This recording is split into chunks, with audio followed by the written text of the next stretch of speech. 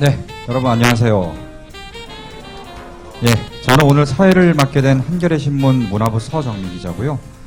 오늘 미디어 카페 후 오프닝을 기념하는 후아유 콘서트 마지막 시간입니다. 지금 인천에서 락 페스티벌이 열리고 있거든요. 이 락 페스티벌에서 역시 하이라이트는 헤드라이너죠.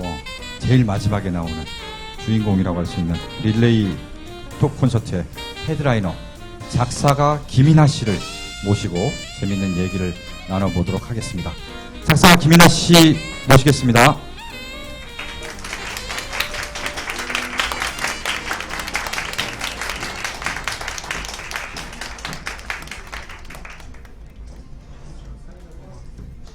김이나 씨 실제로 보신 적이 처음이시지 않나요? 그 전에 보신 적도 있으신가요? 키가 굉장히 크시지 않나요, 일단? 뭐, 미인인 건 당연한 거고, 네. 일단, 처음에 본인 소개를, 제가 아까 잠깐 소개를 하긴 했지만. 네. 안녕하세요. 저는, 가사 쓰는 김이나고요. 79년생, 올해로 37인가요? 6인가요? 79면. 79년생. 7인가 6인가 그렇고요. 한국 나이로 하면 7이고, 네. 만으로 하면은 생일 지나셨나요? 지났습니다. 그럼 6, 그럼 만으로 하면. 네. 중년입니다. 네. 굳이 나이를 이렇게 안 밝히셔도 아니, 되는데. 나이에 대해 얘기할게. 네. 부연 설명, 나이와, 그리고 뭐 이런저런 일을 하고 있고, 요새는 방송 바람이 들어서 텔레비전도 막 나가고요. 그러고 있는 사람입니다. 반갑습니다. 방송 얘기가 나왔으니까 하는 얘기인데, 네. 프로그램을 하나 찍으셨다고요? 네. 네. 어떤 프로그램이죠? 투유 프로젝트 슈가맨을 찾아서 슈가맨을 찾아서. 네, JTBC에서 하는 JTBC에서 하는. 이게 그러니까 그 영화 서칭 포 슈가맨에서 네. 모티브를 따서 그렇다고 해요. 약간 잊혀진 네. 가수들을 찾는 그런 네네. 프로그램이죠. 음악 프로그램과 잘 어울리시는 것 같아요. 감사해요. 뭔가 형식적인 네. 말이긴 하지만. 아니 진짜로 8월 19일부터 방송이 되는 걸로 아, 알고 그래요? 있어요. 네. 아, 방송 날짜가 드디어 나왔군요. 그래요? 8월 19일 날. 아, 예, 예. 일단 8월 촬영을 19일 했는데 거예요. 전혀 네. 뭐 다른. 안 말해줘요. 아니, 그리고 뭐 예고편도 저는 정말 그런 예능은 처음이고, 나는 가수다는 거의 되게 좀 차분한 분위기였고, 정말 몰래 찍어서 그 처음 식사하는 자리를 만들었었어요. 몰래 카메라로. 정말로 몰래 카메라를 했고, 문제는 그리고 찍었으면 그래도 이게 근데 방송에 나갈 거예요라고 얘기해줘. 얘기 안 해. 텔레비전 보다 갑자기 제가 나오는 거예요. 방송에 나올지 나중에도 얘기를 안 해줬고. 그래서 저 뭐야 이러고 막 카메라 앵글 여기서 찍어가지고 여기 얼굴 막 학원 이만하게 나오고. 여러분 그 화면 꼭 보셔야겠네. 네. 진짜 리얼하게 몰래는 끝까지 몰래구나. 처음 알았어요. 이제부터 뭐 이제 좀 더 네. 깊은 얘기로 뭐 바로 쑥 들어가기보다는 약간 워밍업이라고 해야 될까요? 네. 뭐 음악 담당 기자를 오래 했는데 굉장히 많은 히트곡의 작사가에 김이나라는 이름이 눈에 많이 띄고 그래서 네. 이분 누구시지? 그러면서 사실 예전에 보면요 굉장히 유명한 히트곡 중에 보면 김이갑 양인자 이런 콤비 작사 작곡 두 분은 뭐 부부입니다만 그렇게 많이 나오는데 거의 그 급인가 이렇게 했는데 너무 옛날 분 느낌 나게. 예를 들어 윤일상, 강은경 이런 분도 계시는데. 네. 아니 근데 올해인가요? 그 저작권협회에서 발표한 저작권료 1위 작사가로 발표가 됐어요. 네. 야, 우리나라 모든 작사가 중에 가장 많은 저작권료를 받는. 네. 그 얼마인가요, 근데? 돈은 얘기 안 해주더라고요. 그냥 1위라고만 하고. 얘기하면 안 돼요. 그래요? 네, 안 네. 된대요. 다른 사람을 위해서도 얘기하면 안 되는 거. 다른 사람을 위해서도. 다른 사람이 너무 박탈감을 느낄 수도 있으니까. 그거 아니에요? 어쨌든 평균 수익이 그러면 괜히 네. 본의 아니게 나가는 네. 거라고. 맞죠? 네네. 그렇군요. 처음에 어떻게 작사가가 되신지가 궁금해요. 네, 일단 근데 우선 저 이렇게 다리 꼬고 있어도 되죠. 괜찮죠? 네. 괜찮죠? 괜찮죠. 여러분들 다 다리 꼬세요. 네, 막 꼬시고 눕고 이러셔도 되고요. 네. 작사가가 그게 가장 많이 받는 질문인데 등용문이 딱 정해져 있지 않은 모든 직업들이 그러하듯이 되게 개인의 노력이 좀 필요하고 개인의 오지랖들이 필요한 것 같아요. 일단 뭐 제가 항상 우스갯소리 반으로 하는 얘기가 좀 모양 빠지는 상황들이 있어요. 이렇게 상상으로는 되게 멋있게 뭔가 어디선가 내 글을 탁 보고 이거 좋아하고서는 뭐 데뷔를 하고 그런 게 아니라 저 같은 경우에는 뭐 워낙 음악 산업에 대한 판타지가 있었어요. 저는 작사가는 꿈도 못 꿨고 뭐 자켓 디자인이라든지 뭐 아니면 음반 기획 쪽 그런 쪽 일을 하고 공연 기획이라든지 예전부터 그러니까 음악을 좋아하시고 아주 좋아했어요. 음악 관련 네. 일을 해보고 싶다. 네네. 그 만드는 뭔가 스텝이 되고 싶었어요. 스텝. 네. 그래서 뭐 이력서도 넣고 뭐 이렇게 번번이 떨어지고 모바일 콘텐츠 회사에 취직을 했었는데 모바일 콘텐츠. 네. 그러다가 작사가는 결정적으로는 김영석 작곡가님을 그냥 우연히 본 거예요. 지나가다가 정말 어떤 저쪽에 다른 일행분들과 김영석 작곡가님은 요새 그 복면가왕에서 그렇죠. 켄터키 할아버지로 나오시는 그렇죠. 네, 그분을 말씀하시는 거죠. 네네. 근데 이제 그분을 만나서 지금 생각하면은 그때가 정말 그게 이제 제가 말하는 좀 웃기는 순간이죠. 누가 어떻게 그랬나 싶어요. 가서 저 음악 일 하고 싶다고 작곡가라서 그랬던 것 같아요. 작곡가라 그러니까 별로 되게 모양 빠져요 정말. 작곡가니까 저 작곡하고 싶다고. 물론 피아노를 좀 칠 줄은 알고 네. 그랬었는데 제가 그런 거는 이제 운이었던 것 같긴 해요. 김영석 작곡가님이 워낙에 그렇게 무모하게 덤비는 사람들한테 한 번의 찬스는 주세요. 굉장히 그런 분들이 굉장히 많을 텐데. 네, 그래서 그런 식으로 이제 데뷔를 준 분들이 좀 많은데 저 같은 경우에도 그래 그럼 와서 한번 네가 준비한 곡이 있으면은 연주를 해봐요. 그래서 이제 가서 엉망진창인 막 표절인 곡을 막 표절인 곡을 건반으로 막 쳤죠. 작곡을 그 전에 좀 해보셨어요, 이렇게? 아까 해본답시고 해봤는데 네. 뭐 엉망이었죠. 네. 그래서 소질이 좀 없는 것 같다. 김영석 작곡가. 소질이 없다라기보다 그러니까 기본을 이것보다는 그래도 화성학 정도는 배우고 그래야 이제 나한테 배울 수 있는 그거지. 지금은 너가 너무 마음이 앞섰다. 그렇지만 뭐 열심히 해라 하고서 이제 돌려보내시는데 제가 정말 가요는 많이 좋아했었기 때문에 네. 그것도 작곡가 위주로 좋아했어요. 저는. 그래요. 원래 가수 위주로 보통 좋아하는데. 네. 그래서 김영석 씨가 콘서트를 했었어요. 위드 프렌즈라고. 네네네. 그래서 거기 제가 막 맨 앞줄 예매해서 사진을 막 찍었었어요.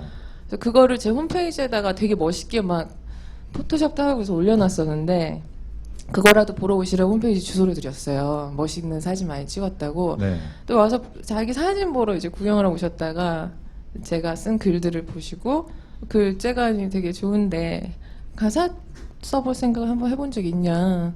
그래서 없지만 해보겠다. 그리고 나서 몇 개월 동안 연락이 없으셔서 좀 잊어버리셨다라고 생각했는데 거짓말처럼 연락이 한번 오셔서 가사 의뢰. 네. 야.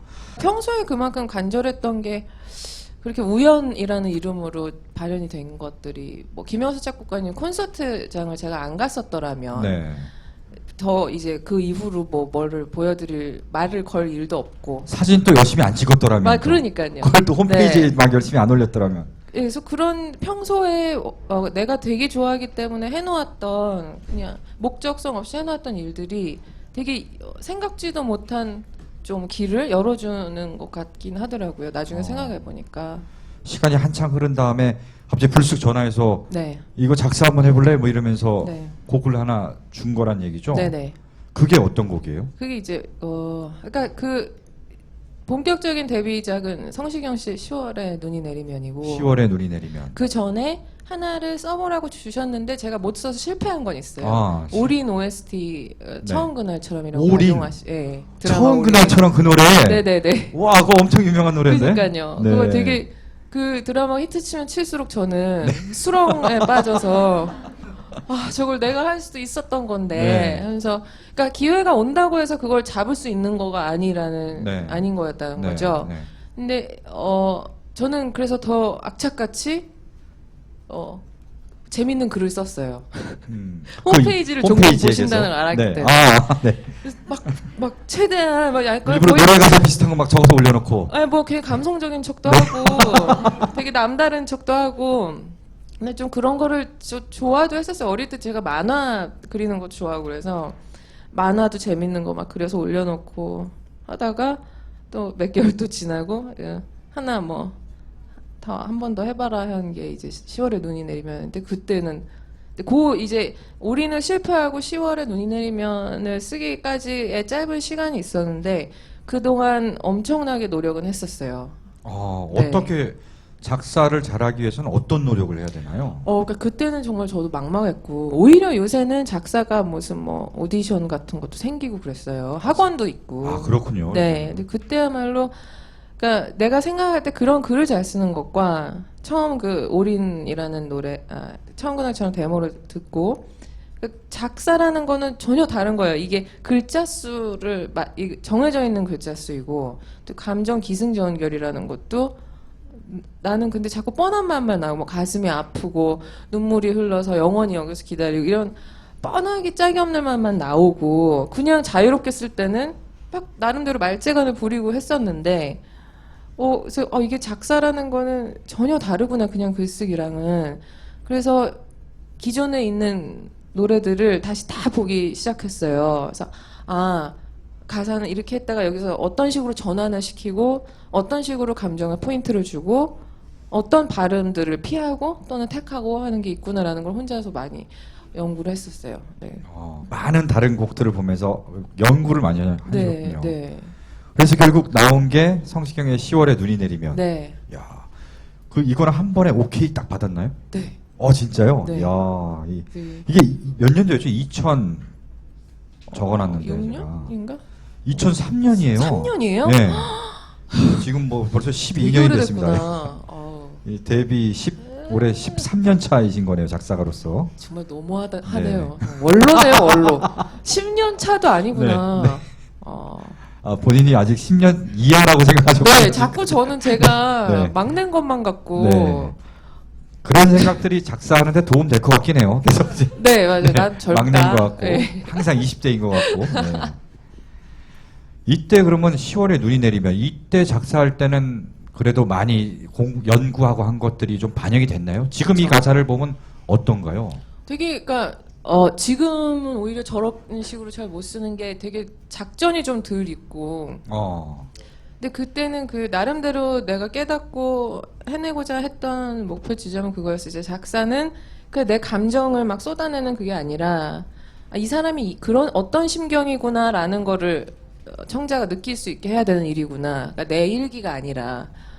그래서 이게 어떤 상황인지 듣는 사람이 가사를 통해서 그려질 수 있는 거를 쓰는 게 좋은 거다라는 걸 알았어요. 그래서 뭐 앞에 의자가 뭐 비어 있다 뭐 이런 말을 하면 상대가 떠났다라는 걸 이제 그걸로부터 느낄 수 있는 거 뭐.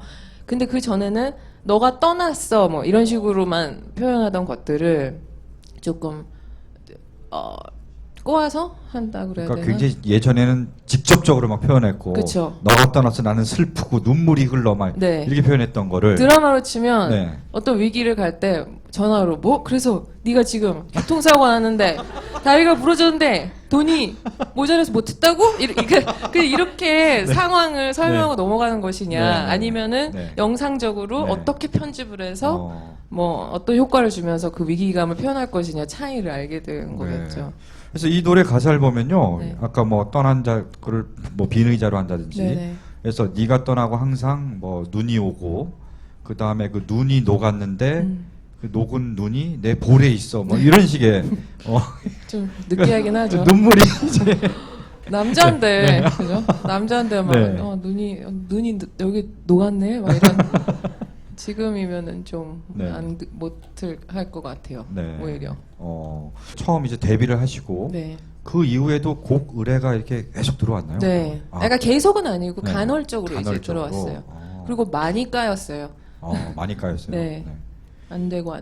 이게 뭐 쓴다고 해서 다 오케이 해갖고 받아주는 게 아니고 아니죠. 까이면은 그 돈은 주나요, 근데? 안 주죠. 안 줘요. 네, 어디 돈을 주나요? 이게 돼야지 이제 돈을 받는 네. 그런 시스템인 거죠. 요즘에는 어떤 몇몇 큰 회사들은 시안비라는 게 있어요. 그래서 작업을 받으면 그거에 대한 노동력을 인정하여 작사비의 뭐 한 10% 정도를 주는 회사들이 좀 한두 군데 정도는 있는데 보통은 이제 그거는 없는 거예요. 그냥 네. 날아가는 거. 그러면 까이고 나면 상당히 기분이 안 좋겠는데. 되게 이상해요, 기분. 온 심혈을 다 기울여서 다 했는데. 네, 왜냐면 왜냐면 내 감정이 들어가 있잖아요. 그러니까 되게 좀, 이게 아직도 근데 가사 보낼 때 좀 무한한 게 있어요. 이게 감정적인, 뭐라 그럴까, 일기를 누군가에게 보여주는 것 같은 느낌이 드는 거예요. 내가 혼자서 쓴, 어쨌든 내 글을 누구한테 보여주는 그 느낌이 이상한 긴장감을 좀 주고, 그리고 그게 거절당했을 때는 되게 고백했다 차이는 느낌이에요. 네. 그렇다고 그걸 받아서 재활용할 수도 없고. 없죠. 가사는 더 그렇죠. 다른 네. 뭐 의뢰 들어와서 약간 바꿔갖고 이렇게 한다든지. 네. 그거 안 되는 거죠. 안 되죠. 네. 제가 알기로는 계속 이제 직장 생활을 하면서 네. 이제 가사를 틈틈이 쓰고 네. 했다고 들었어요. 네. 근데 어느 순간 뭐 의뢰가 많이 늘어서 그랬는지 네. 직장을 그만두고 네. 완전히 이제 전업 작사가로 나섰다고 들었는데 네. 그게 언제부터예요? 2008년, 7, 8년 정도였던 것 같아요. 3년에 데뷔했으니까 한 4, 5년 그쵸? 뒤부터. 네. 네. 그때는 어떤 확신이 들던가요? 아, 내가 작사만 해서 이제 밥 네. 벌어먹고 살겠구나 이런. 그렇죠. 이게 제 저작권이 제 월급에 넘어서서 어떤 그래도 어느 정도 평균을 이룬다 싶을 때 그만뒀어요. 네, 이제 일정하게 저작권이 좀 네, 나오는. 일정해졌다. 나름대로 조금이라도 일정해졌다 싶었을 때. 네. 그때 약간 뭔가 그래도 두렵지 않던가요, 약간? 두렵지는 않았던 게 이게 그런 게 한 번 자신감을 딱 받으면 그게 되게 그래서 좀 그 경험이 되게 소중한 것 같아요. 그래서 난 이제 잘한다라는 나름대로 4, 5년이 걸렸지만 난 이걸 내가 잘해라고 스스로 좀 믿으면서 그때부터가 오히려 이제 본격적으로 잘하게 됐던 때가 오히려 그때였던 것 같아요. 그 전에는 나는 작사를 조금 못할 때마다 스스로 좀 위로했던 것 같아요. 아니면 이제 가사 까일 때마다 나는 근데 뭐 전업 작사가 아니잖아. 그런 거 치고는 이 정도 훌륭한 거지라고 해오다가 전업으로 되고 나서는 올인을 하게 되니까 좀 더 뭐라 해야 되지? 뭐 칼을 갈게 되는 그런 게 있었어요. 여기다가 이거 안 되면 나는 이제 아무것도 아닌 것 같아. 일적으로. 그야말로 배수의 진을 친다는 그쵸, 생각으로. 그쵸. 전 늘 인생이 그랬었거든요. 좀 약간 항상 이안을 두는 네. 스타일이었는데 전업을 하고 나니까 확실히 좀 달라졌어요. 좀 그 일을 대하는 집중하게 태도도. 되고. 네. 그렇군요. 제가 이 책을 내셨잖아요, 얼마 전에. 네. 이 김이나의 작사법이라는 책을, 그다음에 부제로 우리의 감정을 사로잡는 일상의 언어들이라는 이 책 정말 재밌게 읽었는데요. 이 책을 보면은 작사를 할 때 네. 그냥 뭐 약간 아름다운 노랫말 내지는 슬픈 노랫말을 이렇게 막 머리를 짜내서 그냥 만드는 게 아니라 굉장히 정교한 그 작업을 거쳐야 된다는 걸 알게 됐어요. 네. 인상 깊었던 게요. 네. 일단 캐릭터를 만들어야 된다. 네. 이 노래에 등장하는 그 캐릭터를 만드는 거의 중요성에 굉장히 큰 그 느낌을 받았거든요. 네. 거기에 대해서 좀 설명을 해주세요. 캐릭터라는 게.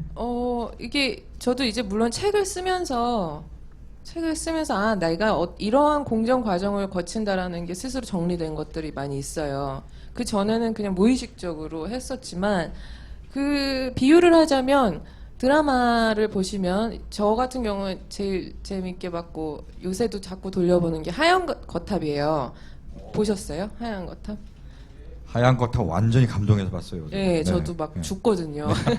근데 보면 이 연기도 물론 이제 대본이 다 있지만 그 배우에 따라서 그 캐릭터를 얼마나 연구했느냐는 그 사람의 이제 손을 어떤 식으로 쓰고 목소리를 어떻게 할 것이냐 스스로 연출하는 것들이 디테일들이 있잖아요. 네, 네. 제가 그때 어떤 얘기를 들었냐 하얀 거탑 방송 끝날 때쯤에 우리 어머니가 다니던 피부과가 있었는데 네. 거기에 김명민 씨가 다니는데 손 관리를 드라마 촬영 전에 몇 달을 받으셨대요.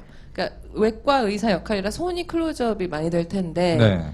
그러니까 그 의사 손들으면 깨끗하게 왜 또 그리고 하얗고 이렇게 그래야 될 것 같아서 네네. 손 관리를 그렇게 받으셨다는 거예요. 정말요? 제가 되게 그게 인상 깊었어요. 네. 근데 그런 식으로 좀 그런 게 있는 것 같아요. 이게 사람들이 일반적으로는 그냥 뭐 연기 대본을 어떻게 숙지하고 이거를 표현하느냐, 발성 이런 것만 생각하지만 정작 그렇게 느껴질 수는 없는, 직접적으로 어떤 노력을 했는지는 모르는 부분들 속에 그게 그 캐릭터를 살아있게 하는 요소가 되는 거라고 생각하거든요. 그런 것처럼 가사도 그냥 감정만 얘기를 하는 가사와 이 사람이 어떤 성격을 가진 사람인지에 따라서 말투가 뭐뭐 했나로 말이 끝날 건지 뭐뭐 했니? 라고 약간 여성스러운 거잖아요. 네. 그래서 성시경 씨라면 뭐뭐 했니? 라는 걸 붙여도 이상하지가 않아요. 네. 그런데 뭐 K-윌이면 니가 붙으면서 끝나면 뭔가 어색해요. 좀 더 남성스럽기 때문에. 임재범 씨가 만약에 뭐뭐 했니? 그죠? 뭐 이러면은 네, 굉장히 했니? 막 이렇게. 그게 뭐 좀 그런 식의 것들이 캐릭터라고 저는 생각을 했어요. 어미라든지. 약간 일단 부르는 가수와 네. 어울리는 캐릭터를 만들 그렇죠. 필요가 있군요. 네. 그리고 그런 거? 네. 네, 그런 캐릭터. 그리고 또 하나는 그 상황에 대해서도 네. 사실 이런 얘기 많이 하잖아요. 우리나라 이 가요는 어떻게 90%가 다 사랑 아니면 이별 노래야 뭐 이러잖아요. 뭐 지겹다, 뭐 네. 다른 소재 좀 해봐라, 막 이런 얘기도 많이 나오는데 그래도 사랑 내지는 이별 노래를 또 가사로 쓸 수밖에 없는 어떤 이유가 있다면요. 일단 의뢰가 그게 제일 많이 들어와요. 사랑이나 이별했으면 좋겠어요. 네네네. 그런 거고 네. 이게 그리고 저는 이제 그 싱어송라이터들이랑은 다르기 때문에 여러분들이 아는 작곡이나 작사라는 거 예를 들어 요즘 뭐 무한도전 봐도 그렇고 그분들이 작업하는 방식과 그냥 완전 전업 작곡가 또는 작사가가 하는 건 애초 시작부터가 달라요. 이제 누군가의 의뢰가 있고 그 니즈를 맞춰줘야 되는 역할들인 거예요. 뭐 혁오라든지 자이언티 그런 분들은 이제 본인의 어떤 거를 표현하는 스스로 프로듀싱을 하는 사람들이 네. 있고요. 그래서 저 같은 경우에 사랑 얘기가 당연히 많은 거는 우선 제작자들이 많이 원하고 제작자들이 많이 원하는 이유는 노래 가사는 노래라 하면 일단 따라 부르고 싶은 게 가장 셀링 포인트거든요. 그런데 많은 사람들이 너무나 다른 생각들을 가지고 있잖아요. 신념이라든지 어떤 이슈에 대한 의견은 각자 다른데 그치만 공통적인 감정이라고는 사랑과 이별할 때 설레임과 그 상실감은 다 똑같단 말이에요. 그러다 보니까 가장 보편적인 그리고 아주 자주 겪게 되는 일 그나마 한 사람이 인생을 살면서 네. 그 엄청 많이 쓰였잖아요. 지금 한 300여 곡을 네. 작사한 걸로 제가 알고 있는데 그래서 보니까 지금 엄청난 그 계보도를 그리셨어요. 이게 단계별로 이 사랑, 이별 이 단계도 굉장히 세밀하게 나눠서 이게 다 다르다. 다 사랑 노래라도 똑같은 사랑 노래가 아니고 해서 제가 한번 읽어볼게요. 처음엔 썸으로 시작합니다. 그 다음에 사랑의 시작, 절정에 이르고요. 그 다음에 절정에 이르러서 살짝 이별의 예감이 듭니다. 그리고 결국 이별의 순간을 맞이하게 되고요. 이별 직후 느끼는 감정이 있고 이별 후 시간이 꽤 지난 다음에 느끼는 감정. 그 다음에 아주 오랜 시간이 지난 다음에 아련한 미련을 겪을 때가 있고 그 다음에 완전한 극복. 이런 단계로 나눴습니다. 그래서 이런 단계로 나눠서 그 네. 상황에 맞게 이제 작사를 하고 네. 캐릭터를 만든다라는 게 굉장히 인상 깊었어요. 아, 특히 또 이런 대목까지 가령 이별을 하는데 이 사람이 차가 있는 사람인지 차가 없는 사람인지 뚜벅이족인지 버스를 타고 다니는지 그쵸. 뭐 이런 것까지 다 해서 가사를 쓴다는 게 저는 굉장히 새로웠거든요. 아 그런가요? 네, 거의 이거는 노래 가사 그 불과 한 3분 좀 넘는 노래 네. 가사를 쓴다기보다는 거의 뭐 영화 한 편을 찍는 듯한 그런 정도의 어떤 공정을 거쳐야 되는 게 아닌가라는 생각을 했어요. 사랑과 이별에는 여러분도 그 시기가 다 이제 다르잖아요. 그냥 정말 아주 약간의 호감. 이게 이 사람이랑 연애를 하고 싶은 건지 아니면 이 인간에 대한 호감인지도 모를 정도의 단계가 있고 확실히 나 얘랑 이제 연애하고 싶다라는 단계 그리고 서로 그게 오고 가면서가 이제 요새 말로 썸이라고 하죠. 그리고 썸도 두 가지가 있잖아요. 뭐 이 썸 자체를 즐기는 마음일 수도 있고 그 아무래도 조금 더 노련하고 여유로운 사람들은 그럴 테고 네. 썸이 너무 고통스러운 사람들 연애 경험 별로 없고 조금 더 순진하다 그래야 되나 그런 사람들이 있을 테고 그러니까 감정의 농도를 결정하는 거라고 생각을 해요. 이게 어떤 때냐라는 건 사랑의 절정일 때와 또 이별 직후가 감정이 아무래도 가장 짙을 때인 것 같아요. 근데 모든 노래가 감정이 짙은 게 어울리는 건 아니거든요. 조금 산뜻한 곡이 있는데 거기다가 진짜 너무 막 절절한 깊은 감정을 쓰면 안 어울려요. 이제 그럴 때는 그럴 때 맞는 지금 약간 애매모호하고 제가 날 좋아하는지 모르겠는데 이게 싫지는 않아. 뭐 그런 감정이 또 필요할 때가 있는 곡들이 있어요. 그러면 일단 그 작곡가들이 보통 네. 이제 작사를 의뢰를 하죠. 네. 그럼 작곡가가 내가 이런 곡을 썼는데 이 곡의 가사를 써주세요. 네. 근데 뭐 사랑 노래로 좀 해줬으면 좋겠어요. 요 정도의 얘기 정도로만 되는 거죠. 작곡가가 할 때는 주로 발음 문제를 제일 많이 얘기해요. 발음 문제. 예, 소리로서 네. 가사를 많이 얘기해서 어떤 부분에 어떤 말이 있는데 그거는 그 말을 살리거나 그거와 최대한 가까운 발음으로 해주세요. 뭐 이런 거. 그리고 아니면은 가끔 가다가는 뭐 주제를 최대한 좀 뭉뚱그려서 줘요. 이거는 뭐 사랑해가 아니었으면 좋겠다 그럴 때 오히려 굳이 얘기를 해주시고 네, 네. 아닐 때는 그냥 잘 써주시는데 어떤 부분에 발음 좀 신경 써주세요. 라고 하고 곡을 듣고 네. 그 다음에 곡의 분위기, 그 다음에 누가 부를 건가, 그쵸. 가수의 어떤 뭐 연령대라든지 이미지라든지 캐릭터라든지 네. 그런 걸 해서 뭐 사랑 노래면 사랑 노래 중에 어느 단계에 어떤 캐릭터의 어떤 느낌으로 곡 가사를 써야겠구나를 막 머릿속으로 조합을 해야 되는군요. 그쵸. 그게 이게 되게 근데 되게 뭘 좋아하면요. 네. 그게 그냥 자 이제 1단계, 2단계 이렇게 하지 않고 그게 동시로 되기는 돼요. 그러니까 그러면 책을 쓰면서도 이게 이게 나름대로 어떤 체계가 있었어 내가 라는 걸 알게 됐는데 네네네. 그 전에는 뭐 누가 부른다 하면 그 가수에 대해서 내가 이미 그냥 좋아하기 때문에 알고 있었던 정보들 그리고 내가 좋아하기 때문에 캐치해놨던 그 사람만의 어떤 캐릭터들 그리고 저 사람은 왠지 이런 얘기하면 어울릴 것 같다라는 생각을 평소에 되게 많이 했었던 것 같아요. 근데 그게 돈이 된 거죠. 그러니까 이제 뭐 사실 이렇게 도움이 되는 정교하게 뭐 네. 이렇게 계산하고 한다기보다는 그렇죠. 사실은 이게 약간 본능적으로 이렇게 딱 나온다고 해야 될까요? 평소에 이제 많이 그 사람에 대해서 가지고 있던 생각이나 이미지 네. 같은 게 이제 자연스럽게 나와서 가사로 이루어지는 거죠. 그죠. 그래서 네. 근데 제가 하고 싶은 얘기는 뭐냐면 본능적이다라는 게 꼭 재능이라든지 기프트가 아니라 그냥 그러니까 평소에 얼마나 좋아하느냐에 따라서 그게 관찰력 정도를 좌지우지하잖아요. 그런 거지 그게 그것도 아무나 하나라고 많이들 말씀하시는데 자기가 정말 좋아하는 좀 뭐가 있으면 아무나 해요. 예. 저는 제 가장 큰 능력치가 그 기본적으로 가요에 대한 어떤 빠심이라고 항상 얘기를 하거든요. 그래서 그게 준 저한테 알게 모르게 그냥 저의 베이스가 되어주는 그런 요소들을 평소에 네. 관찰하게끔 했었던 것 같아요. 네. 사랑과 이별 얘기를 또 하려면은 개인적인 경험도 좀 많이 좀 녹아들었을 것 같아요. 이게 경험이 없으면은 이런 가사가 나오기 쉽지 않을 것 같거든요. 뭐 아무래도 그렇겠죠. 물론 자기 경험을 가사에 그대로 쓰는 일은 거의 없어요.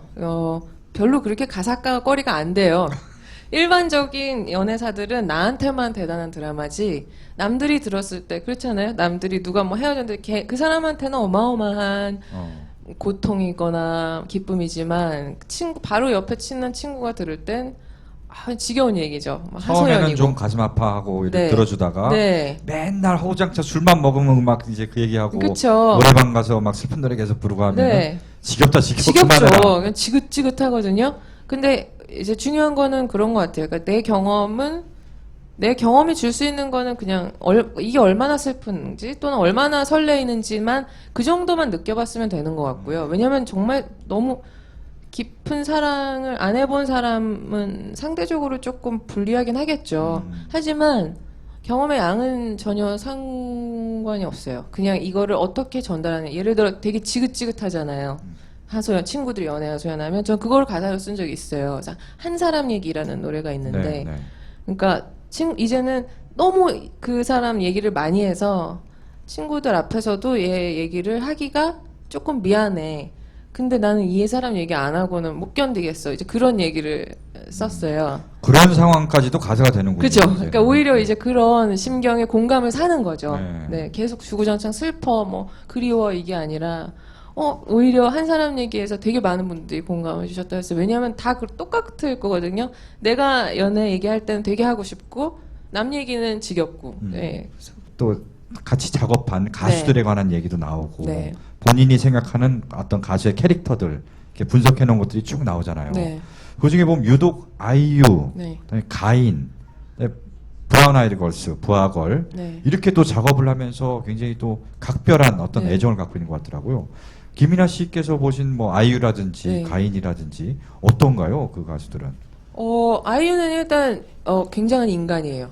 굉장한 인간. 네, 인간이 진짜 정말 된 인간이죠. 아, 된 인간이라고. 네. 된 사람 좀 그게 있고요. 음. 왜 그런 거 있잖아요. 이게 나보다 더 많은 걸 더 대단한 사람은 내가 이 사람은 어떤 사람인지 평가는 못 하겠는데 어떤 그냥 기운으로 느껴지는 사람이 있어요. 얘가 어디가 잘났고 뭐가 예쁘고 뭐가 해서 이렇게 구체적으로 보이지는 않고 그게 저는 이게 어떻게 보면 어쨌든 뭐 아래에서 보이는 입장에서 나이와 상관없이 되게 좀 난 사람이 큰 사람 같다 되게. 네. 네. 그게 어떤 되게 연예인으로서의 대단한 에너지 이게 아니라 이 친구는 시간이 갈수록 사람들을 깜짝깜짝 놀라게 하거나 되게 의미 있는 네. 작품을 만들 것 같아요. 그리고 가인이 같은 경우는 진짜 음반 산업을 하는 사람으로서 가장 하기 즐거운 친구예요. 아, 같이 일하기에 굉장히 즐겁다. 고통과 즐거움을 함께 줍니다. 고통도 준다고요? 예. 고통은 네. 정말 굉장히 예민하고 까다롭고 그런 친구라서 주변에서 과정 중에 굉장히 피곤해져요. 예, 멘탈이 좀 예민해지곤 하는데 근데 너무너무 어려운 주문들이 있어요. 여기서 네. 다 얘기할 수는 없는 그렇게 지루한 얘기들이지만 그런 거를 시켰을 때 우리가 이제 막 만드는 사람 입장에서 상상한 모습들이 있단 말이에요. 뭐 근데 그거를 상상보다 항상 한 10%씩 이상으로 구현을 하는 거예요. 이미 얘가 너무 잘한다는 거 알고 있고 기대치도 높아요 이미. 근데 그 높은 기대치보다 한 10%씩을 늘 더 잘해요. 네. 근데 이런 친구는 정말 그거는 이쪽으로는 또 없어요. 다른 가수들은. 제가 또 여기서 인상 깊게 읽은 대목이 네. 이제 스튜디오에서 녹음을 하잖아요, 음반을. 네. 근데 평소에 우리가 뭐 노래방이든 어디든 노래자랑이든 뭐 이런 데서 노래를 굉장히 잘하는 사람이라도 스튜디오에서 녹음을 할 때는 네. 이게 그냥 단순히 노래 잘하는 것과는 다른 차원이다. 전혀 다르죠. 예, 네. 연기를 하는 거다 이거는. 연기도 있고 네. 그 음정과 호흡 이런 거를 네. 다 고려해서 되게 기계적으로 해내야 되는 것들이 많단 말이에요. 네. 그냥 감정적으로 가창력을 전혀 상관이 없어요. 오히려 네. 그래서 여러분들이 아는 사람들이 되게 가창력 좋다라는 사람이 레코딩에서는 굉장히 고생하는 가수도 있고 그 미세한 박자 차이를 꼭 맞춰줘야 이 노래에 백미가 사는 그런 네, 부분들이 네. 있는데 네, 네. 그거는 가수가 엄청 좀 똑똑하기도 해야 되고 많이 연습도 필요하고 그러는 거거든요.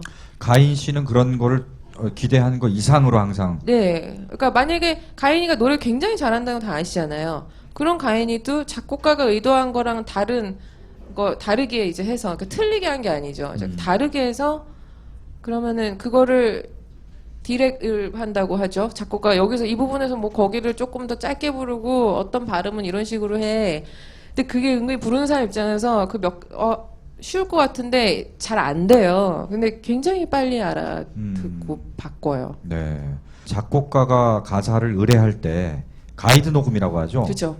본인이 부르든 아니면 가이드 전문 가수가 부르든 해갖고 뭐 약간 의미 없는 가사를 네네. 좀 흥얼흥얼해서 붙여서 보내주면은 네. 근데 그 가이드에 있는 그 소리를 또 활용해서 가사를 쓰는 경우도 굉장히 많더라고요. 아, 그쵸. 왜냐면은 그게 무의식적으로 작곡가가 낸 발음이 어떤 그 부분을 발음하게 하는 데 있어서 가장 좋은 발음인 경우가 많아요. 그 멜로디와 가장 잘 어울리는 경우가 많다는 거죠. 그쵸. 이게 그 리듬을 살리는 데 있어서도, 특히 파열음 같은 거 있잖아요. 막 이런 애들이 꼭 어디 있어야 되는 네. 거라든지, 네. 또는 시옷같이 이렇게 바람 소리 많이 나오는 예, 발음을 꼭 피해야 되는 구간이라든지 네. 있는데 근데 그게 진짜 심한 게 이민수 작곡가는 네. 정말 저는 그 부분 거를 할 때마다 어떤 고개를 하는 느낌이 들어요. 고개. 이 난이도가 네. 요새 요새 하고 있는 거, 뭐 예를 들어서 뭐 게슈타포 스트라빌리스키, 막, 그러니까 이런 종류의 그런 말을 심어놓고, 그런 걸 가이드로 네. 해갖고 이렇게 보내줘요? 보내놓고, 이 느낌이 약간 비슷해야 된대요. 아, 약간, 나중에는 약간 나를 매기나. 와, 진짜 정말 힘들어요. 네. 그 가이드를 들으면. 네. 정말, 그리고 정말 어디 이런 듣도 보도 못한 발음을 또 어떻게 생각해내서 항상 넣어두세요. 네. 지금 하나 작업하고 있는 거 미치겠는 게 하나 있어요. 그런 식으로. 네. 그럼 그거를 그대로 일단 넣으면 안 될 테고. 아, 그럼요. 의미가 없으니까. 그 굉장히 막 더러운 단어도 많이 넣어놓으세요. 정말 더러워 죽겠어. 여기서 하나만 살짝. 안 돼, 안 돼.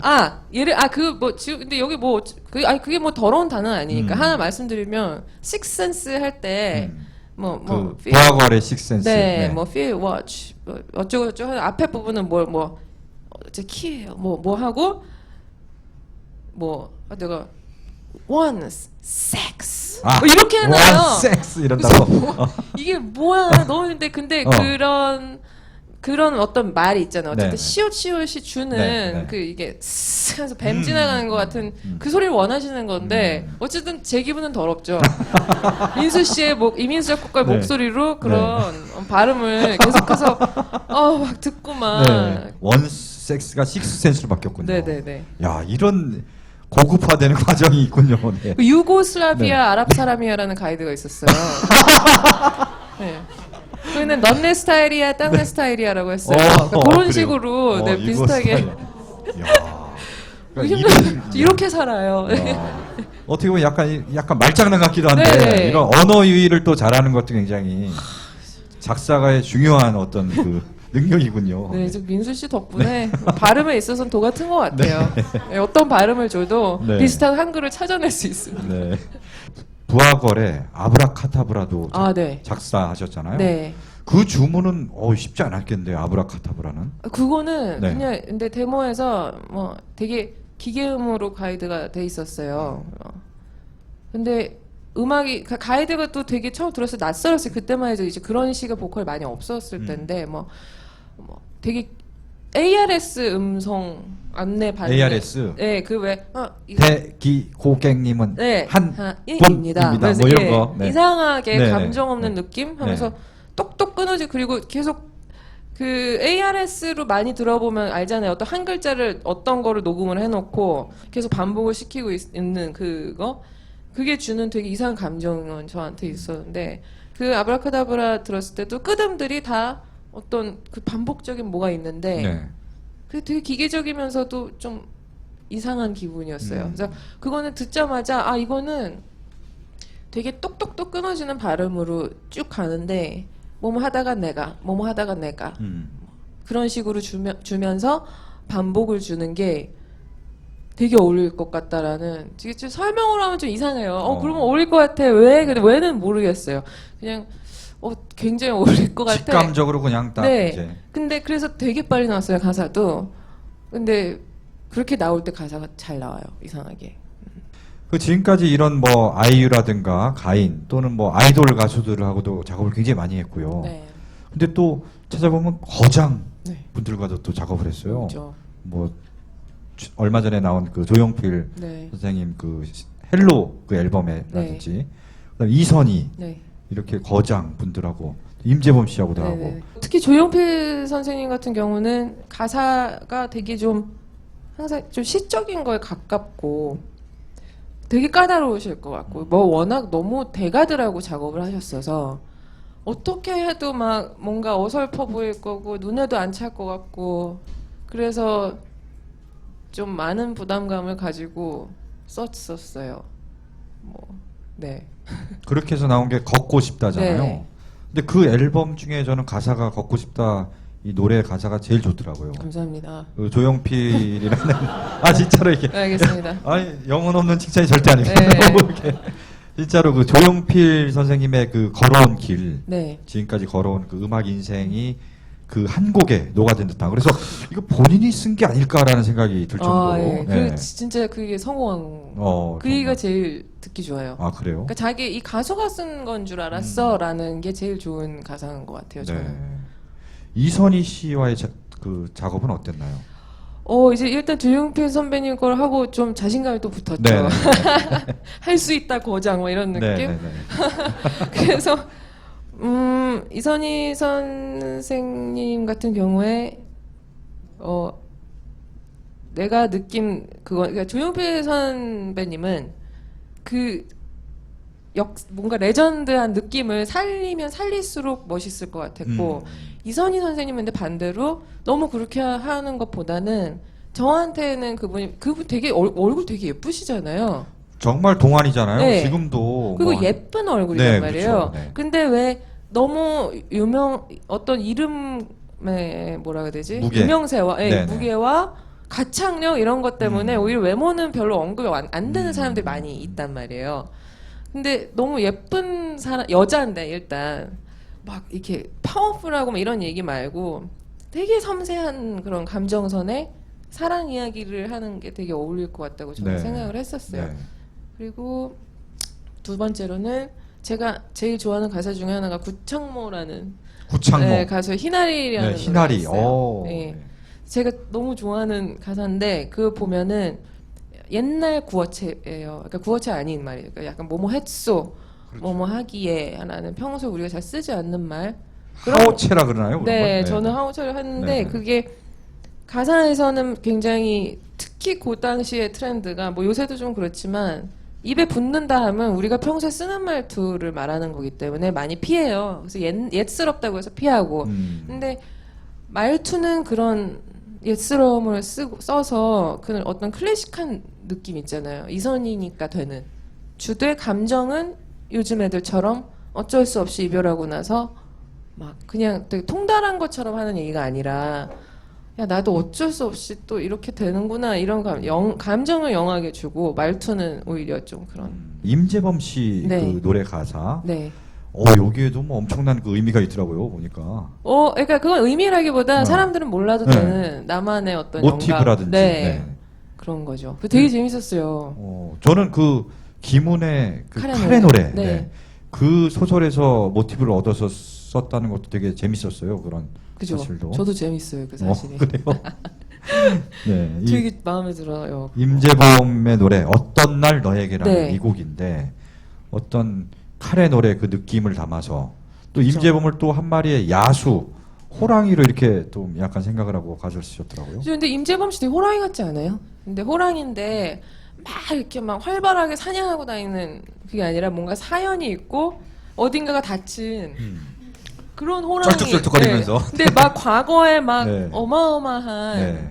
약간 마초 호랑이고 그 중에서도 또. 실제 임재범 씨 이미지랑 굉장히 통하는 구석이 있는 것 같아요. 네, 그러니까 그 전에 우리가 네. 왜냐면 어차피 그분이 실제로 어떤지는 중요하지가 않거든요. 근데 그래서 그런 호랑이가 항상 생각이 났었고 또 카레 노래에서 제가 어떤 부분에서 영감이냐 하면 저는 그게 문체가 남성적인 문체라는 거를 그분의 책에서 처음 느꼈었어요. 김훈의. 카레 노래. 네, 그 전에는 그냥 글을 잘 쓴다 하면서는 어쩔 수 없이 느껴 나오는 약간 여성스러운 부분들이 있었단 말이에요. 그게 나쁘고 좋고가 아니라 그냥 글을 잘 쓴다라는 느낌에서는 저만이 받는 어떤 그런 젠더성이 있어요. 왠지 좀 표현 자체가 좀 풍성하고 그렇죠. 섬세하거나. 섬세하고 감정이 많이 녹아 들어 있고. 네, 어쩔 수 없는 그냥 그런 느낌이 있는데 김훈 작가님 글에서는 그럼 뭐라 해야 되지? 정말 그런 게 하나도 없고 그냥 부사도 별로 안 쓰죠. 네. 문장일 때 굉장히 짧고. 네, 그냥 글 자체가 되게 굉장히 무뚝뚝한 남자인 거예요. 그래서 이게 왜 이런 느낌이 나는지를 처음에 모르다가 말씀하신 것처럼 이게 꾸밈이 거의 없고 그러니까 구차하게 뭐뭐 하듯이 뭐뭐 했다도 없고 그냥 있는 사실만 툭툭툭 던지면서 근데 감정선은 끌고 가시는 거죠. 그런 느낌하고 그 카레 노래 책에서 막 이순신 장군이 처음으로 막 이제 막 울었다라는 이제 네. 저는 근데 되게 희한했대 나중에 다시 읽어보니까 그런 구간이 없는데 제 기억에는 그 구간 어떤 구간에서 이순신 장군이 우는데 그게 온 섬에 호랑이 소리처럼 퍼졌다라는 구간이 있는 걸 기억을 하고 있었어요. 아. 없어요. 아마 책을 보면서 그렇게 느낌을 본인 받은 거예요. 느낌을. 네, 네. 그게 놀라운 것 같아요. 네. 그게 위대한 작가 아닐까요? 네, 그런 네, 게? 네. 그 풍경을 내 기억 남겨놓고 그 문제는 찾아볼 수가 없는 거예요. 글에는 안 썼는데 그 행간으로 그런 이미지를 네. 준다. 이야, 대단한 글이네요. 그렇죠. 그래서 저는 그 느낌의 어떤 그 막 호랑이가 막 동굴 안에서 호랑이가 울면 소리가 엄청나게 그로테스크하고 무섭게 크게 쩌렁쩌렁 들리잖아요. 울려 퍼지겠죠. 네. 그래서 그 느낌을 좀 주고 싶었거든요. 임재범의 그 노래를 통해서. 네. 네. 야, 그런 뭔가 호랑이의 어떤 동굴 안에서 울부짖는 상처 있고 그것도. 네. 그쵸. 네. 그래서 되게 그 정도의 암울한 감정이 느껴지는 데모였어요. 그 정도, 그러니까 어느 정도 그냥 뭐 햇볕도 보고 이런 정도가 아니라 정말 막막하고 끝이고 절망의 어떤 끝이고 근데 심지어 이 호랑이는 여기서 벗어나고 싶어 하는 게 아니라 이거를 다 받아들인 채로 네. 그냥 끝을 기다리는. 자기 이제 곧 죽을 것을 알면서도. 네, 근데 네. 별로 개의치 않고 그냥 네. 쓸쓸하지만 약간의 기다림. 그러니까 비 오면 이렇게 돌아보는데 발자국 소리인 것 같아서 암호랑이 소리인가? 근데 보면 그냥 비 온 거고. 네. 임재범의 고해 말고 네. 이 노래를 앞으로 더 많이 좀 들어주세요. 부르는 게 더 네. 듣고 네. 사실 노래방 가서 고해 부르는 거 다른 사람들은 별로 좋아하지 않습니다. 굉장히 좋아하지 않죠. 이 노래를 부르면은 뭔가 진짜 동굴에서 포효하는 맞아요. 호랑이의 어떤 느낌을 노래방에서 충분히 이제 발휘할 수 있을 것 같습니다. 본인은 이제 이 책에서 나는 작가가 아니다. 나는 네. 그냥 어떤 산업의 약간 한 톱니바퀴 일부고 나는 그냥 상업 작사가고 이렇다라고 하지만 결국 그거는 어떤 작가의 그래도 자존심 내지는 하고 싶은 이상향이라든지 그런 거에 대한 꿈 그런 걸 계속 포기하지 않고 있는 것 같아서 저는 좋습니다 보기에. 감사합니다. 네. 그러면은 지금부터 네. 얘기를 저희끼리만 굉장히 많이 나누는데 맞아요. 여기 이제 객석에 계신 분들 질문도 좀 받고 같이 얘기를 좀 나눠보는 시간을 갖도록 하죠. 뭐. 많은 곡을 쓰셨는데 가장 애정이 가는 곡이 어떤 건지 궁금합니다. 그게 그때그때 달라지는데 항상 그 말을 얘기하려고 해요. 항상 그때도 달라요. 근데 요새는 근데 일단은 걷고 싶다가 제가 어디선가 인터뷰에서도 얘기했는데 혈통보증서 같은. 나 이것도 일단 썼어. 걷고 싶다. 그거는- 조용필 선생님의 이 곡을 내가 네, 썼어. 그냥 남녀노소를 막론하고 나 조용필 선배님의 발라드 가사를 썼다라는 게 주는 올 프리패스 같은 거 있잖아요. 까방권? 그거라서 이제 그거는 약간 진짜 지니고 다니는 어떤 그런 게 된 거고 아이야 나랑 걷자라는 노래가 그래서 아이유랑 최백호 선생님이 부른 건데 그게 제가 최백호 선생님이 될 거라고는 상상도 못했었는데 만약에 막 꿈으로만 그냥 바램으로만 말해도 된다면 최백호 선생님이면 베스트인데 그건 말도 안 되겠지 약간 이런 생각을 했단 말이에요. 그래서 최백호 선생님이 부르시게 된 곡이에요. 누군가를 위로를 할 때 막 힘내 이렇게 하는 사람이 있고 그냥 다른 얘기를 이렇게 하면서 누군가를 긴장을 풀게 해주고 이런 사람이 있는데 최백호 선생님은 그런 사람 같았고 그리고 아이유도 그런 거에서나 위로를 받는 사람이지 뭐 네. 힘내 뭐 넌 잘할 수 있어 이런 말은 상관없는 애고 근데 그 모든 조합이 되게 다 잘 맞아줬었어요. 곡도 그렇고 그 두 곡의 애정을 요즘 특히 많이 갖고 계시고요. 뭐 안녕들 한가요라는 것도 좋아하고 많이 네. 모르는 곡일 네. 거예요. 네. 이재훈 씨가 부른 거. 네. 이재훈 씨, 쿨의 이재훈 씨가 이재훈 씨가 부른. 부른 건데 제 가사를 개인적으로 좋아해요. 네. 내가 쓰고. 네. 걷고 싶다 음악을 밤에 이제 고단하거나 불안한 마음이 있을 때 네. 밤에 이제 자주 듣는데요. 네네. 예. 이런 같이 이렇게 앞으로 이렇게 하고 싶은 원로 가수분들이 혹시 생각해두고 계신 분이 있는지 있죠. 궁금하고요. 네. 좀 자기 고집이 있는 나이가 좀 지긋이 있으신 분들이랑 작업을 하면 굉장히 많은 것들을 저는 배우고 항상 느껴요. 그냥. 그래서 모든 좀 경력 있으신 분들이랑 작업하는 건 그래서 언제나 환영인데 그 중에서도 특히 제가 같이 한번 일해보고 싶은 분은 다른 데서도 언급한 적이 있는데 나훈아 선생님. 나훈아 선생님. 네. 지금 거의 칩거를 하고 계셔서. 그러니까 이제 그만 좀. 네. 나오실 때도 네. 정말 굉장히 위대하신 분이잖아요. 네. 그 뭐 젊은 분들은 그 사건 하나로만 좀 알고 계실 수도 있는데 그렇죠. 저는 그분이만큼 우리나라에서 엔터테이너로서 그 퍼포먼스 또 곡을 만드는 능력치와 가창력과 그리고 이 삶 자체에 좀 어떤 그 엔터테이너로서의 삶 자체가 진짜 예술가이자 극적인, 엔터테이너이자 네. 잘 없는 캐릭터라고 생각을 해요. 어떻게 보면 사실 그 누구보다도 가장 극적인 인물이고 능력치도 가장 극적이라고 생각하는데 그분이랑 꼭 같이 일은 안 하더라도 앨범을 빨리 좀 내셨으면 좋겠고 그런 분들이 조금 잘 막 어떤 시장에 한 작더라도 고정적인 포지션을 좀 차지하고 있어야 네. 된다고 생각하거든요. 네. 나훈아 선생님. 네. 예전에 어느 인터뷰를 보니까요, 그 선배 작사가이신 박주연 그리고 양재선 작사가 두 분의 노래를 좋아하신다 하셨는데 네. 그 좋아하시는 이유랑 김인하 작사가님이 생각하시기에 그 두 분 그 두 분의 곡의 가사의 특징은 어떤 게 있는지 좀 설명해 주신다면 감사하겠습니다. 네, 뭐 제가 딱 명확하게 데이터화해서 뭐 설명할 수는 없겠지만 박주연 작사의 이병열차 안에서라는 노래가 있어요. 아시죠? 이병열차 안에서. 그 어색해진 짧은 머리를 보여주긴 싫었어. 손 흔드는 사람들 속에 그댈 남겨두긴 싫어. 그 네 줄로 그러니까 뭐 그게 군대 가는 남자의 심경 그리고 이 사람은 어떤 연인이 있고 만난 그리고 이 사람은 약간 어떤 성격이라는지가 그 단 네 줄에서 다 나오거든요. 그게 그래서 나는 이제 입영 통지서를 받았지. 오늘은 논산에 가는 날. 뭐 이렇게 풀어 쓰는 것과 그리고 나에게는 하지만 3년이든 여자친구가 있어. 뭐 가슴이 아파. 막 이렇게 하는 것과 그냥 어색해진 짧은 머리를 보여주기 싫었어. 그냥 그걸로도 저는 끝나는 것 같아요. 이 남자가 어떤 캐릭터인지 뭔가 성격이 느껴지는 게 있잖아요. 그리고 짧은 머리 머리 군대 가려고 잘랐구나.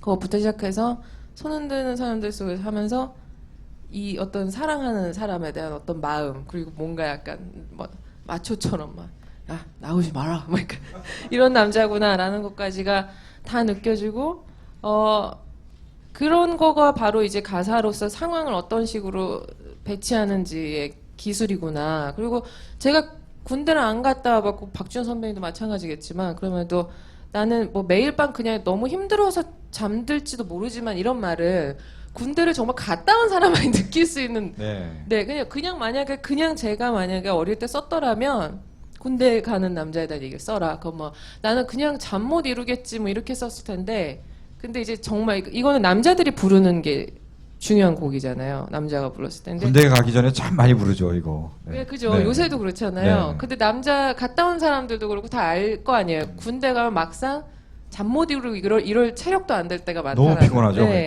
네. 그러니까 그런 리얼함이 저는 그 디테일 관찰력 그냥 툭 나오는 게 아니라 굉장히 깊은 생각을 통해서 나온 디테일들이라고 생각을 해요. 그리고 양재선 작사가 같은 경우에는 가사들이 일관적으로 굉장히 듣기 편해요. 그것은 일단 본능적으로 발음을 좀 부드럽게 다루시는 능력치가 있고 그리고 사랑한다는 말 아껴둘 걸 그랬죠. 이젠 어떻게 그 말 표현해야 되나. 그 말이 그냥 사랑한다라는 표현으로서는 저는 그보다 이제 더 좋은 표현이 나올 수 있을까라고 생각하는 구절이에요. 왜냐면 사랑해라는 말이 너무 흔해졌다라는 거 그리고 그게 흔한 말이라는 것조차 이제 흔하거든요. 그럼에도 불구하고 가사는 또 나올 거예요. 저도 또 쓸 거고 흔하지만 뭐 뻔한 말이지만 하면서 그렇지만 사랑해라고 얘기하는 게 근데 그거는 그렇게 아름답게 표현을 한 거잖아요. 똑같은 이제 사랑한다는 말을 해버렸으니 이제 다음부터 무슨 얘기를 하지 싶은 그런 감정적으로 어떤 딱 끝을 찍는 표현들을 많이 만들어내신 것 같아요. 그래서 두 분 가사는 아직도 좀 되게 바이블 같죠. 저한테도 가끔 뭐가 너무 안 풀릴 때마다 찾아보는 가사들 중에 하나예요. 제가 듣기로는 또 뭔가 머릿속이 복잡하거나 안 풀릴 때 무슨 판결문을 본다거나 예.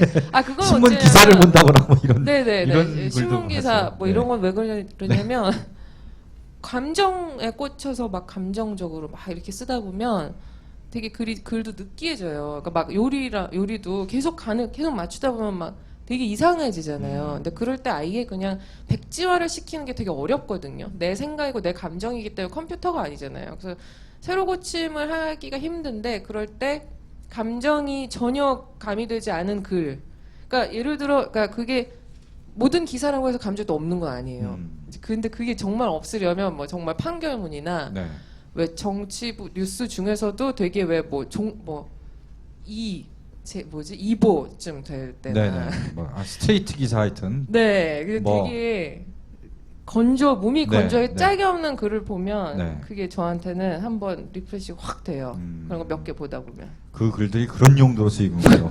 그러면서 시사 상식도 좀 네. 쌓이고 네. 아 오늘 이런 사건이 있었구나. 그래서 네. 그 판결문을 쓴 판사는 이제 뿌듯해할 것 같기도 합니다. 그죠. 네. 네, 작업에 굉장히 네. 영감을 두고 계시다는 거. 요즘에 나온 노래 중에 나와 결이 좀 다르지만 되게 신선하고 되게 뭔가 이렇게 자극적 뭔가 나한테 이렇게 움직이는 게 있다. 이게 네, 네. 자꾸만 눈길이 간다 이런 가요가 있는지. 그 빅뱅 노래들은 언제나 자극이고요. 가사가 저는 어떻게 죽을 때까지 그렇게 못 쓸 거예요. 그 흥이 나는 식과 또 이 되게 말장난을 그렇게 세련되게 치는 거는 제가 볼 땐 정말로 그렇게 노는 사람만이 낼 수 있는. 얼마 전에 그 발표한 곡 중에 찹쌀떡 이 대목은 네. 어떻습니까? 그러니까 그런 게 바로 왜 그게 나는 죽을 때까지 못하는 거냐 하면 가사는 아까도 소리라고 말씀을 드렸잖아요. 근데 이거를 뱉을 사람이 책임을 이 찹쌀떡이라는 게 만약에 가사를 줘서 다른 사람이 불러야 되는 입장이면 이걸 주면은 100% 까이고 아마 다시는 일 안 줄 거야. 장난치냐고. 네. 근데 이게 이제 자기가 부를 입장이면 이 발음을 어떤 식으로 뱉어서 어떤 식의 멜로디를 써서 가지고 해야겠다. 이제 바로 그게 이제 싱어송라이터들만의 특권이자. 그치 아무나 그거를 찹쌀떡을 하면 무조건 우스꽝스러운데 GD니까 할 수 있는 거죠. 네. 그런 어떤 우스꽝스러움마저도 묘하게 멋있어 보이게 하는. 근데 찹쌀떡이 아니더라도 그 친구가 쓰는 그 발음 장난들과 라임과 게다가 심지어는 잘 들여다봤을 때 세계관이 없는 것도 아니에요. 자기의 어떤 가치관이라든가 그런 거를 굳이 막 이걸 설명적으로 하지 않을 뿐이지 쭉 보면은 이제 일관적으로 나타나는 건 분명히 있는데 그거를 애써 설명하지 않으려 하는 것도 어떻게 보면 능력이거든요. 보통 설명하려다가 보면은 옛날 가사가 나오고 그리고 그거는 피치 못해요. 그러니까 다 GD나 뭐 자이언티나 혁오 가사가 그렇지 않은 건데 그거는 작사가가 저렇게 쓰려고 하면 사실 그래서도 안 되는 거라고 저는 생각을 해요. 그건 다 각자 역할이 있는 건데 근데 보면 항상 자극은 돼요. 되게 새로운 시점에서 얘기들을 하는 것 같고 뭐 예를 들어 양화대교 이런 거는 본인이 아니면은 그렇게 쓸 수가 없는 이야기 또 극적일 수가 없는 이야기잖아요. 그런 그들만의 이제 세계가 있죠. 네.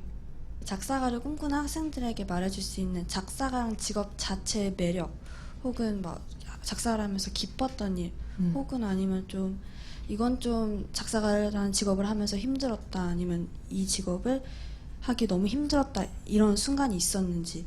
일단 작사가는 뭐 누군가가 내가 생각하는 감정을 표현한다라는 거는 꼭 녹음뿐만이 아니라 그걸 어떤 부를 때 표정, 몸짓 이런 거가 다 포함되는 건데 내가 생각한 것처럼 그게 탁 나와줄 때 예를 들어서 아브라카다브라에서 막 이러다 미쳐 내가 할 때 송가인이 막 고개를 이렇게 확 돌리면 진짜로 그 대사에 막 어울리는 제스처와 모든 게 합쳐져서 나올 때 느끼는 그런 쾌감 또는 발라드일 때는 여기서 약간 한숨 쉬듯이 싹 해줬으면 좋겠다라고 상상하는데 정말 그게 그렇게 녹음되어 나왔을 때 그런 쾌감 그게 일단 저는 되게 큰 것 같아요. 누군가의 이미지를 만들어주는 일이라고 생각을 하거든요.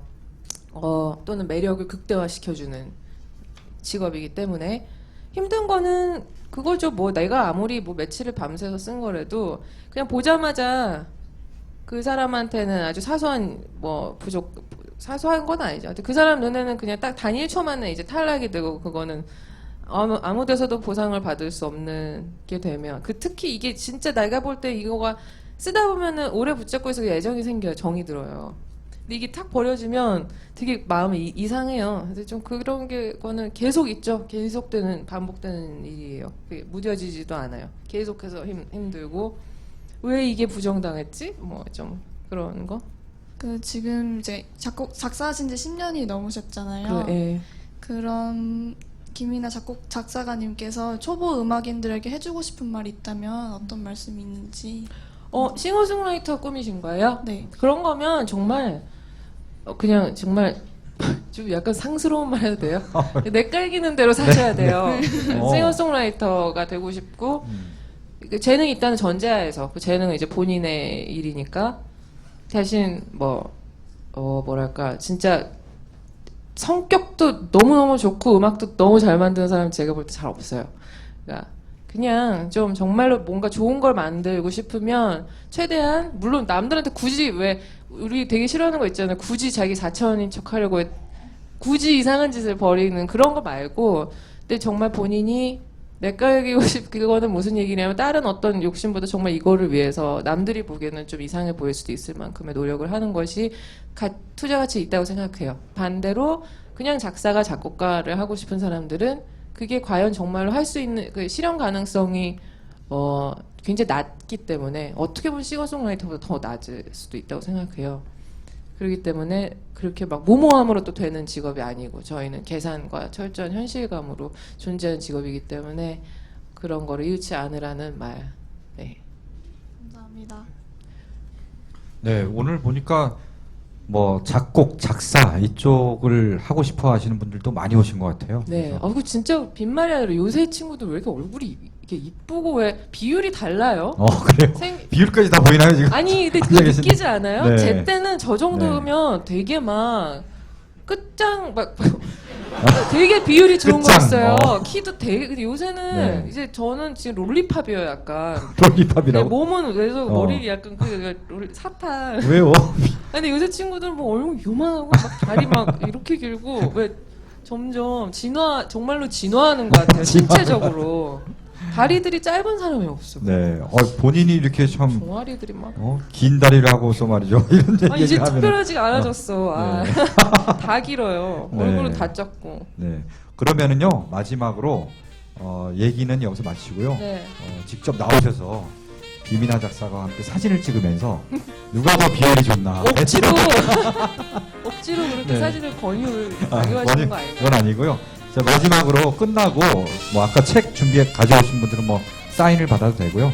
그런 시간을 가지면서 오늘 시간 굉장히 뜻깊은 시간 마무리하도록 하겠습니다. 네. 감사했습니다. 감사합니다. 네.